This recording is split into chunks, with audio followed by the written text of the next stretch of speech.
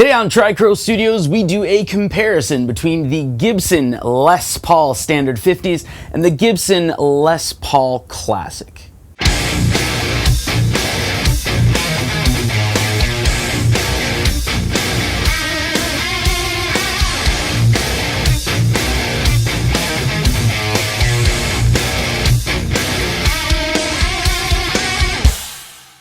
So before we begin, it's really important to me that you understand that there's no YouTube video out there that's going to properly convey to you how a guitar feels in your hands, how you might bond with that guitar. So I really recommend that before you actually buy anything, make sure you go to the store and play each individual guitar. Play every guitar in the store if you want, but just make sure that it's the right guitar for you. So don't let a goofball like me tell you what to buy. What I do with YouTube videos, though, personally, is I usually use it to gain a little more perspective, or a different perspective, gain a little more information, or gain a little more knowledge, and basically get a little more excitement over a potential purchase. But I do have 5 sound samples today, the first of which is clean, then we move on to a little bit of breakup, and then we go to what I like to call swampy rock, and then increased gain rock. And then, of course, because it's this channel, we do a full-on metal sound sample.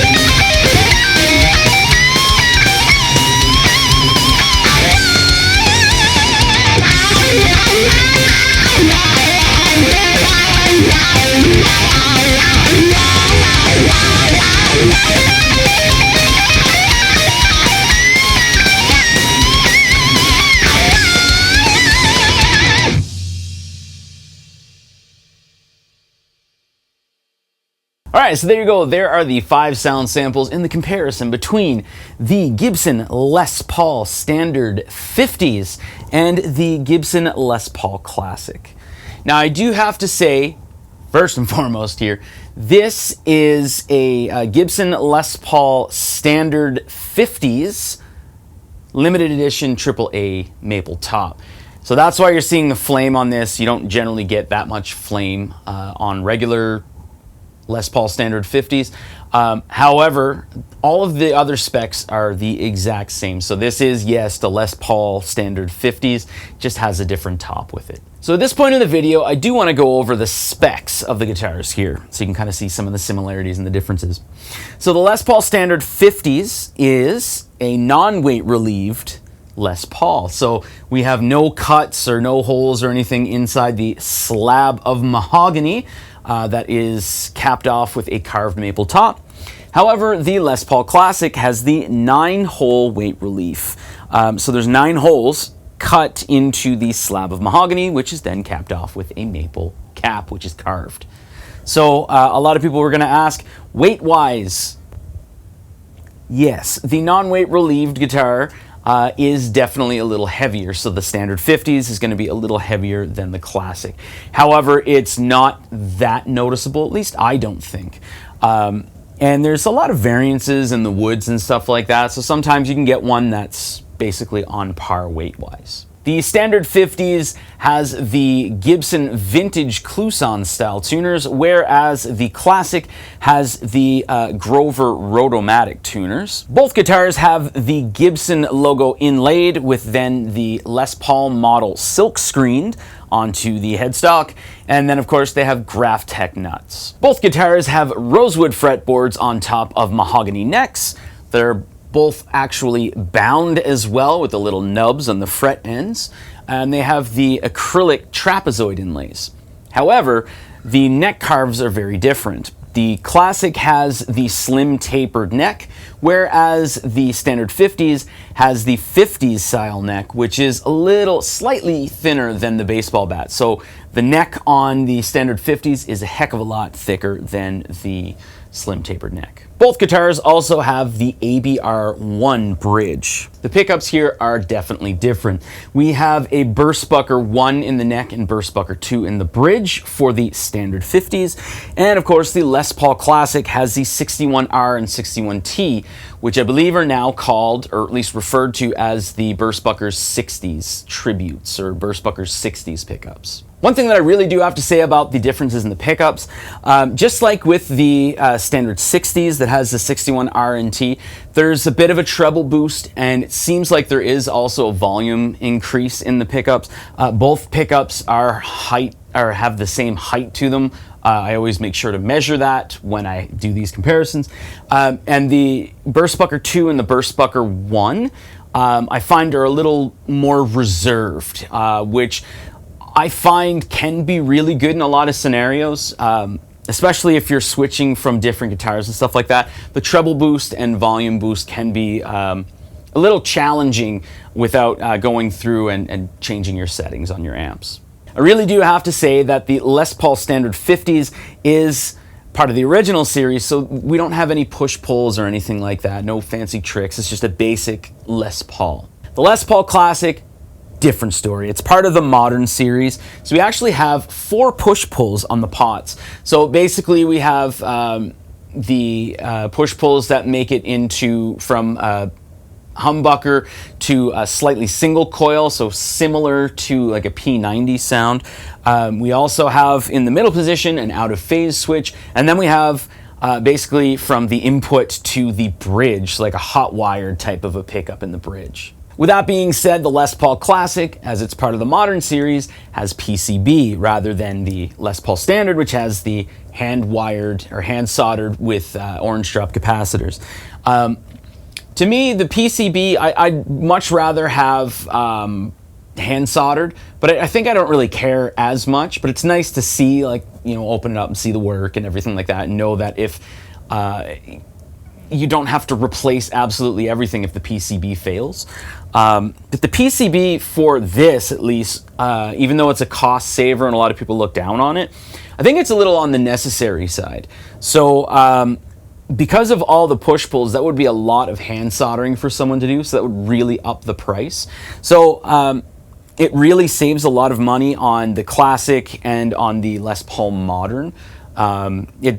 It doesn't make your guitar a computer. A lot of people think that's the case. I don't know why, but it's definitely not the case when you have PCB rather than hand soldering. And to the one guy out there, yes, both guitars actually have the exact same strap button. Either way, both guitars are great choices. You can't really go wrong.